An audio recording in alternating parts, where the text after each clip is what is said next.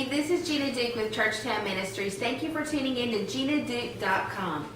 We are finishing our little case study of Abraham and his faith and follow through that got better and better as it went, or as he went actually. And I want to kind of recap a little bit about the things that Abraham went through. You know, originally God asked Abraham to take his wife, to leave his family, because he was going to take him to a place he did not know. And sometimes God asks us to do things like that. It's very tactical. Maybe it's simply as simple in our life as changing a job or relocating to another town, and there's a little bit of mystery involved in that. But maybe sometimes it's just more tactical. And we know that Abraham, in doing that, he did have a small deviation with Lot, where he took Lot with him, and we've talked about those implications. Then we know that God told Abraham that he would have a son.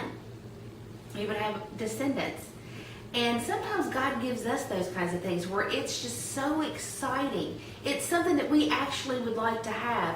And we have to be careful that we don't end up wanting that one thing more than we want to be obedient to the Lord. So we have to be careful with that. The last post that I talked about Abraham and his obedience is that he had turned a corner. He had gotten better at obeying God. And God had asked him to circumcise himself and all the males in his camp. And sometimes God does ask us to do things that we may not really want to do. But Abraham did it that day. He did it that day. And that is an amazing thing to me when you really think about that story. But the very last thing that the Lord has asked Abraham to do that we're going to talk about in our case study is that he asked him to sacrifice his son, his only son that he had at the time, and the son that he loved. And it said that Abraham the next morning got up and he went all the way through the process of laying his son on the altar, of preparing to slay him, and it actually was in motion to do that with a knife when an angel of the Lord stopped him from doing that. It was a test to Abraham to see how obedient he was going to be. Now, of course, God was using that as an illustration and a foreshadowing of Jesus Christ, his only son, that he would send on this earth to die for our sins.